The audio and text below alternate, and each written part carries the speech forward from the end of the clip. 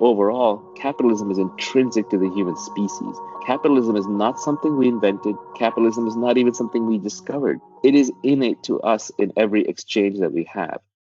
When you and I exchange information, I want some information back from you. I give you information. You give me information.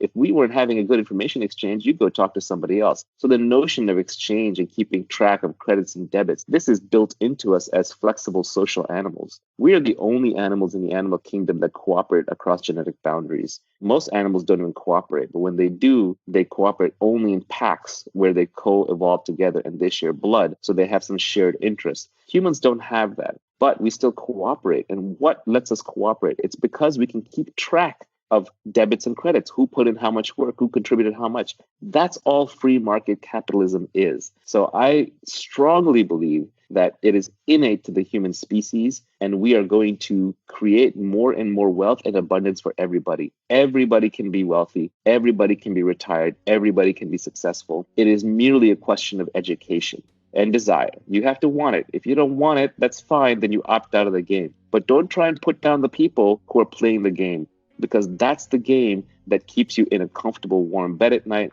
That's the game that keeps a roof over your head. That's the game that keeps your supermarket stocked. That's the game that keeps the iPhone buzzing in your pocket. So it is a beautiful game that is worth playing ethically, rationally, morally, socially for the human race. And it's going to continue to make us all richer and richer until we have massive wealth creation for anybody who wants it. And it's not just individuals secretly despising wealth, right? There's countries, groups, political parties that overtly despise wealth, or at least seem to.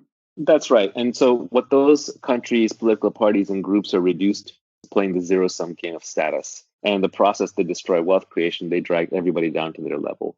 Groups that despise it will essentially bring the entire group down to that level. If you get too many takers and not enough makers, society falls apart. You end up with a communist country. Look at Venezuela, right? They were so busy taking and dividing and reallocating that people are literally starving in the streets and losing kilograms of body weight every year just through sheer starvation. Another way to think about it is imagine an organism that has too many parasites.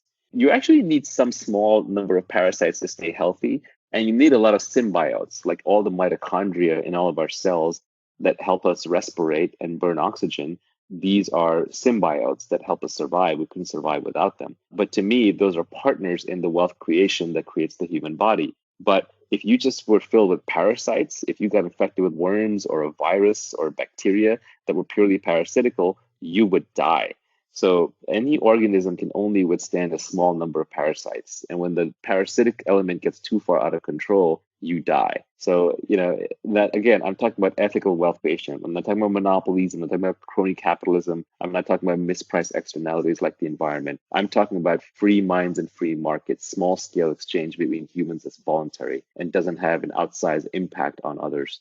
But I think that kind of wealth creation, if a society does not respect it, if a group does not respect it, that society will plunge into ruin and darkness.